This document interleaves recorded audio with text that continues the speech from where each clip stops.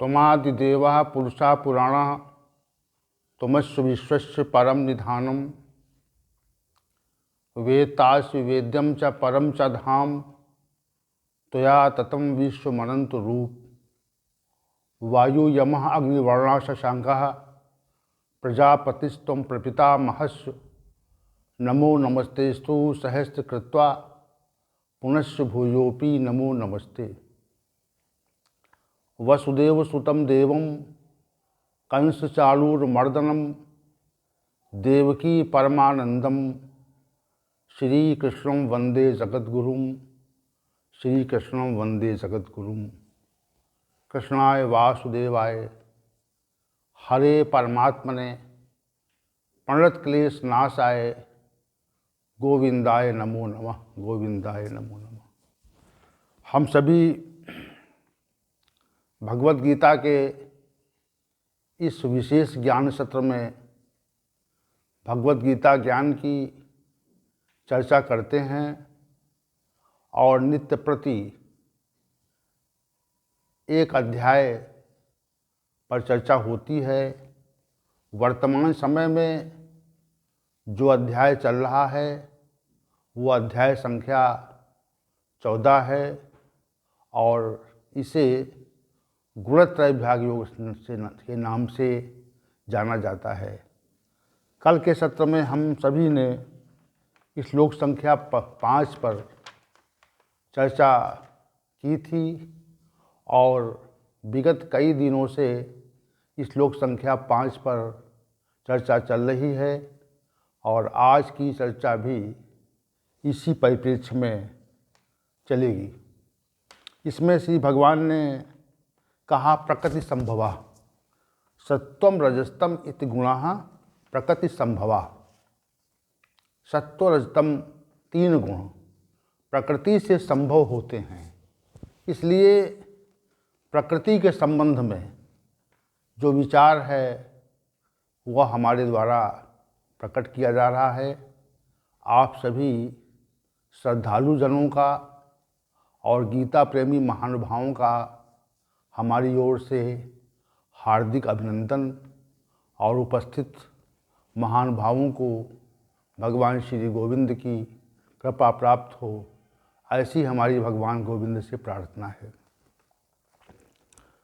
तो प्रकृति के जो विशिष्ट गुण हैं उनमें 4 गुणों का प्रकृति त्रिगुणात्मक है, प्रकृति अव्यक्त है, प्रकृति नित्य है, प्रकृति कार्य कारण स्वरूप है। तो प्रकृति के इन 4 गुणों का वर्णन कल की चर्चा तक हो चुका था। अब आज प्रकृति के 5वें गुण को हम लेते हैं। प्रकृति स्वयं निर्विशेष है। ये शास्त्रों ने बताया हमको, जो प्रकृति है, जो परमात्मा की रचनात्मक शक्ति है जिससे ये समग्र ब्रह्मांड बनता है या उसके द्वारा बनाया जाता है, तो वो जो प्रकृति है वह प्रकृति निर्विशेष है। अब निर्विशेष क्या है? तो जो जिसमें परिवर्तन नहीं होता है, जो सदैव एक समान रहता है, उस तथ्य को निर्विशेष कहते हैं।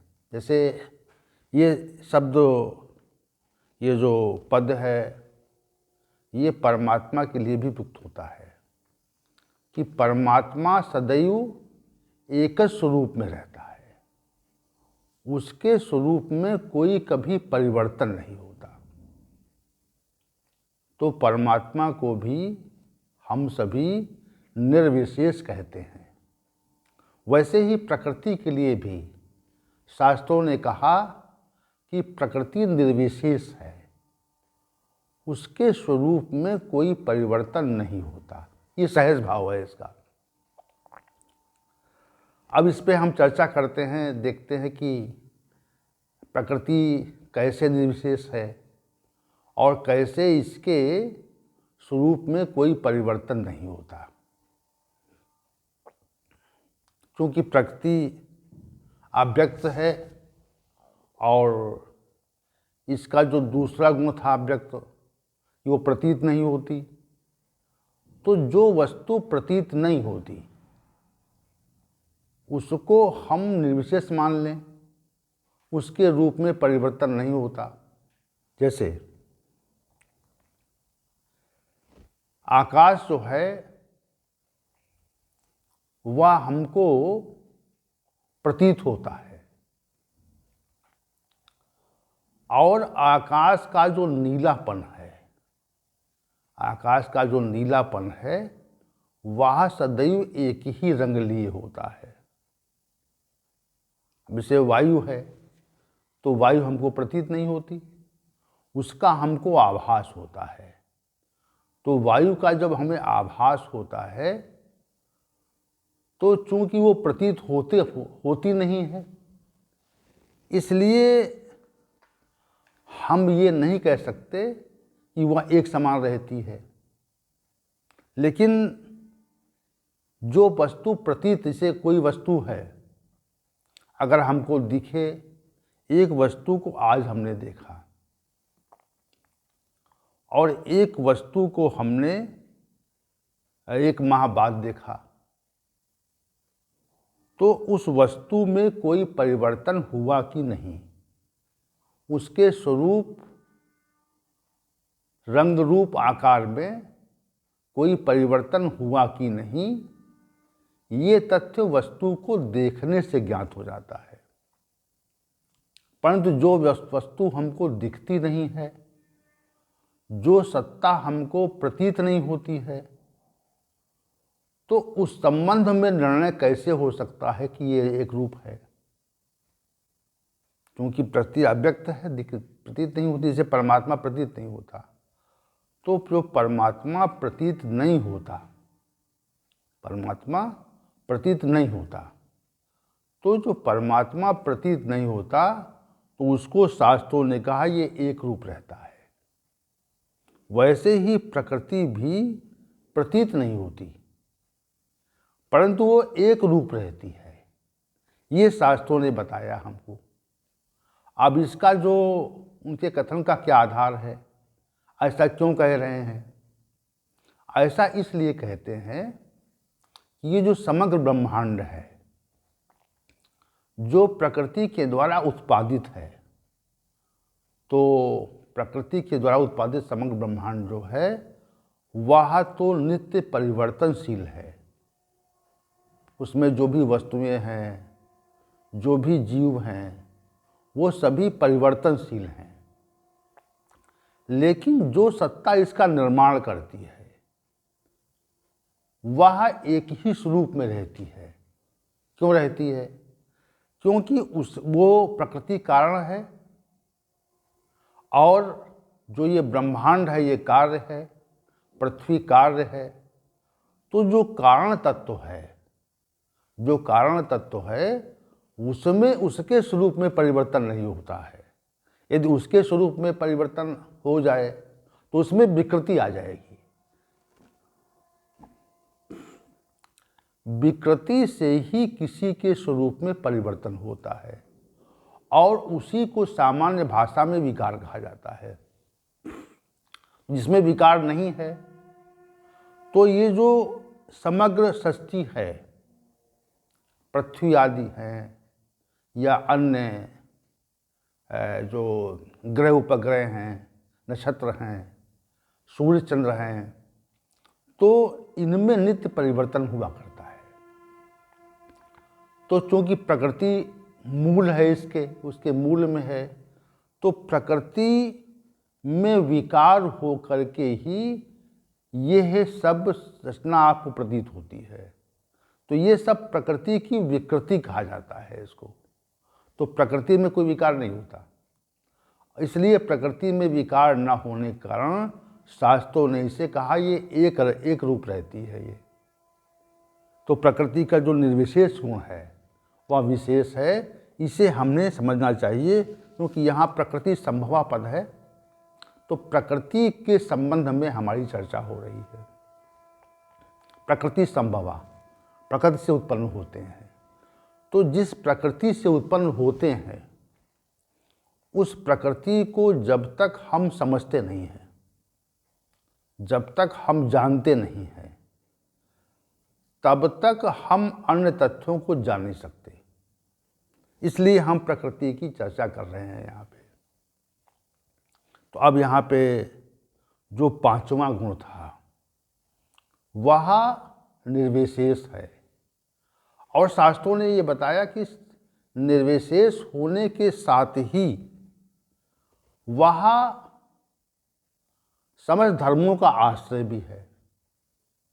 ये विशेष बात कही। शास्त्रों ने कहा कि निर्विशेष तो है, उसके रूप में कोई परिवर्तन नहीं होता, परंतु वह समग्र धर्मों का आश्रय भी है। इसका क्या अभिप्राय है? जितने भी क्रियाकलाप यहाँ पे होते हैं, चाहे वह किसी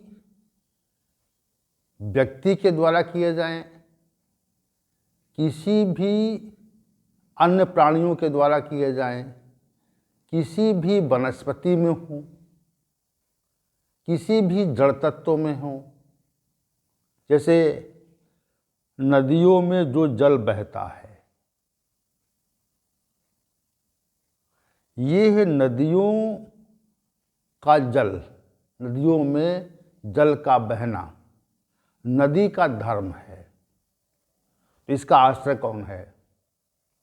इसका आश्रय प्रकृति है। सूर्य का समय से निकलना, तो सूर्य का समय से निकलना, प्रकट होना, ये सूर्य का धर्म है। तो सूर्य का जो धर्म है, इसका आश्रय प्रकृति है। समस्त ऋतुओं का समय से समयानुकूल परिवर्तन हो जाना, परिवर्तित हो जाना। तो समस्त ऋतुओं में जो परिवर्तन होता है वह ऋतुओं का धर्म है। और इस धर्म का आश्रय कौन है? इस धर्म का आश्रय प्रकृति है। मनुष्य में असंख्य प्रकार की चेष्टाएं होती हैं, इसलिए यहाँ पे समस्त कह दिया ना, समस्त कह दिया। मनुष्य में असंख्य प्रकार की चेष्टाएं होती हैं, मन के द्वारा भी होती हैं, इंद्रियों के द्वारा भी होती हैं, और बुद्धि के द्वारा भी होती हैं, और शरीर के द्वारा भी होती हैं। और शरीर के आंतरिक अंगों में जो चेष्टाएं होती हैं, क्रियाएं होती हैं, श्वसन, पाचन, मल संचरण इत्यादि की जो क्रियाएं होती हैं, वह सब क्रियाएं भी प्रकृति के द्वारा ही संपादित होती हैं। इसलिए कहा जाता है कि समस्त धर्मों का प्रकृति ही आश्रय है। तो जो कुछ भी यहाँ हो रहा है, इस जगत में जो कुछ भी हो रहा है, उस सबका होना,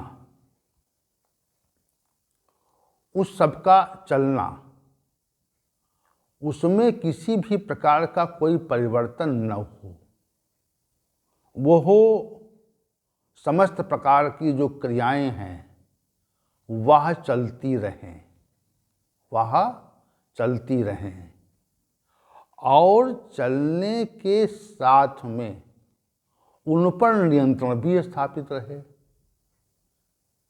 तो ये नियंत्रण करता कौन है? नियंत्रण करती है प्रकृति।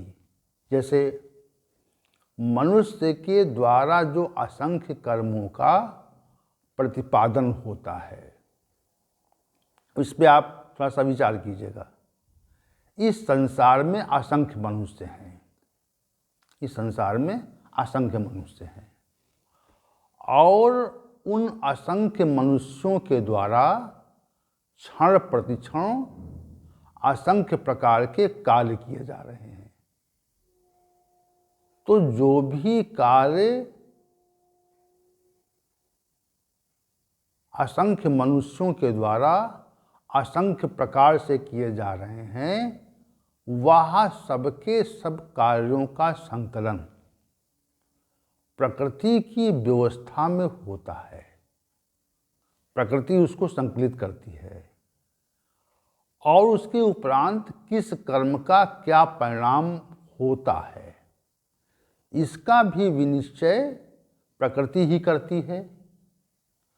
और फिर उस परिणाम का प्रकट होना, जो प्रकट होने का कार्य है, परिणाम के प्रकट होने का जो कार्य है, वह भी प्रकृति के द्वारा ही किया जाता है। ये विशेष बात है। तीन बातें हो गई यहाँ पे। असंख्य मनुष्यों के समस्त कर्मों का संकलन करना और फिर ये विनिश्चय करना कि ये कर्म किस प्रकार का है, दूसरी बात। और तीसरी बात ये है कि उन असंख्य कर्मों के संकलन के पश्चात उनका विनिश्चय और विनिश्चय के पश्चात उसका परिणाम, ये तीसरी बात। अब आप इससे अनुमान लगाइए कि प्रत्येक मनुष्य पर प्रकृति की दृष्टि है, प्रत्येक मनुष्य पे। ऐसा कोई मनुष्य नहीं है जिस पर प्रकृति की दृष्टि न हो, और ऐसा कोई कर्म नहीं है जो प्रकृति की दृष्टि से ओझल रह सके। अब इसमें अनुमान लगा लीजिए आप कि जो भी कर्म मनुष्यों के द्वारा संपादित किए जाते हैं उन सब पर प्रकृति की दृष्टि रहती है। दृष्टि रहकर संकलन होता है, संकलन होकर के उनके प्रकार का विनिश्चय होता है और प्रकार के विनिश्चय हो जाने के उपरांत उनका जो परिणाम है वो भी विनिश्चित किया जाता है और वह प्रकट भी किया जाता है। तो ये सारी व्यवस्था, समग्र व्यवस्था, और ये जो व्यवस्था है ये त्रुटिविहीन व्यवस्था है। इस व्यवस्था में कोई कभी त्रुटि नहीं होती कि कर्मों का संकलन गलत प्रकार से हो जाए, उनका विनिश्चय गलत हो जाए, उनका जो परिणाम है वो पृथक प्रकार से प्रकट हो जाए, ऐसा नहीं होता। तो जो प्रकृति की इतनी समग्र, इतनी बड़ी व्यवस्था है वह त्रुटिविहीन व्यवस्था है। इसलिए कहते हैं, शास्त्र कहते हैं कि प्रकृति समस्त धर्मों का आश्रय है। एक छोटी सी बात हमने कही है, ये एक जो बात हमने कही कर्मों के संबंध में, जो हमने बात प्रकट की है, ये समझने के लिए प्रकट की है कि इतनी बड़ी व्यवस्था है कि समस्त कर्मों का जो संकलन है उस पर दृष्टि रखना है, उसका संकलन करना है, उसका कर्म के प्रकार का विनिश्चय करना है और कर्म के परिणाम को प्रकट करना है। परिणाम क्या होगा इसके पहले विनिश्चय होता है, फिर परिणाम प्रकट कैसे होगा इसका विनिश्चय होता है। परिणाम प्रकट करने में प्रकृति ही हेतु कही जाती है। कर्म में तो हम हेतु कहे जाते हैं, लेकिन जो ये परिणाम प्रकट होता है ये परमात्मा की अध्यक्षता में प्रकृति के द्वारा होता है। तो यहाँ पर जो कहा ये है समस्त धर्मों का आश्रय है। जैसे इस समग्र ब्रह्मांड में असंख्य लोक हैं और असंख्य लोकों में असंख्य प्रकार की व्यवस्थाएं हैं। असंख्य लोक, असंख्य प्रकार के जो देवगण हैं वह इस पूरी व्यवस्था को संभाले हुए हैं। अब प्रकृति का ये कार्य है कि समस्त देवताओं को उनकी व्यवस्था को देना और उनके द्वारा व्यवस्था को कराना और समय से हर प्रत्येक कार्य हो इसका विनिश्चय करना, ये प्रकृति का कार्य है। तो इसलिए कहते हैं कि प्रकृति समस्त धर्मों का आश्रय है। अब और थोड़ा सा बढ़िए आप, जैसे वनस्पतियां हैं, तो इस संसार में असंख्य प्रकार की वनस्पतियां हैं और प्रत्येक वनस्पति के अपने अपने गुण हैं। प्रत्येक वनस्पति के अपने अपने गुण हैं और उन्हीं गुणों के अनुसार उनका उपयोग होता है। तो प्रत्येक वनस्पति को प्रकट करना, अंकुरित करना, प्रत्येक वनस्पति को अंकुरित करने के बाद में उसे पल्लवित करना कि वो विकसित हो जाए और विकसित होने के पश्चात उसमें परिणाम का, उसके फल का प्रकट करना और फल प्रकट होने के पश्चात उसका जो है उचित उपयोग। तो ये जो प्रकृति असंख्य वनस्पतियां हैं, इनके द्वारा जो भी परिणाम प्रकट होता है, अंकुरण है, उनका विकास है और फल का पक जाना है, ये सब जो है प्रकृति का ही कार्य है और प्रकृति के आश्रय से हुआ करता है। प्रकृति के आश्रय से हुआ करता है। अब आप इसमें ये देखिए कि प्रकृति ने ही मनुष्य को वो बुद्धि प्रदान की, वह ज्ञान प्रदान किया कि असंख्य प्रकार की वनस्पतियों का हम किस प्रकार से उपभोग कर सकते हैं। किसने प्रदान किया ज्ञान? वो ज्ञान प्रकृति के द्वारा ही मनुष्य को प्रदान किया गया कि किस वनस्पति का हम अपने जीवन में कैसे प्रयोग कर सकते हैं। असंख्य प्रकार की वनस्पतियाँ, उनसे निर्मित असंख्य प्रकार की औषधियाँ और उनका उपयोग करने की विधि और उनसे लाभ क्या है। ये जो सारा विज्ञान है, यह प्रकृति के द्वारा ही विनिश्चित किया जाता है। इसलिए कहा जाता है कि प्रकृति समस्त धर्मों का आश्रय है। तो ये व्यवस्था देखिए आपने, एक छोटी सी हमने ये बहुत सूक्ष्म इस प्रकरण पर बहुत ही सूक्ष्म बात कही हमने। ये तो विस्तृत बात है जो हम प्रकट करना चाहते हैं। समस्त धर्मों का आश्रय है। निर्विशेष होकर के भी प्रकृति समस्त धर्मों का आश्रय है। तो जो आश्रय हम बता रहे हैं, ये तो वनस्पतियों के बारे में बताया, कर्मों के परिणाम के बारे में बताया, व्यवस्था के बारे में बताया। तो जहाँ जहाँ तक विचार जाएगा आपका, जैसे प्रत्येक प्राणी की मृत्यु होती है और प्राणी की मृत्यु होने के उपरांत उसका जो यहाँ से जाना है, कहाँ जाना है, और जाने के पश्चात उसे कहाँ रहना है, और रहने के पश्चात उसे पुनर्जन्म के बंधन में क्यों आना है, कहाँ आना है उसको। ये सारा का सारा जो निश्चय है, ये प्रकृति के द्वारा ही किया जाता है। तो हम समझ गए होंगे प्रकृति कितनी विशाल है। इसके लिए कोई शब्द, इसकी विशालता को प्रकट करने के लिए कोई भी शब्द हम नहीं प्रकट कर सकते, नहीं कह सकते। ये प्रकृति विशाल है। प्रकृति इतनी विशाल है जो ये समस्त जो भी इस जगत में हो रहा है, इस ब्रह्मांड में हो रहा है।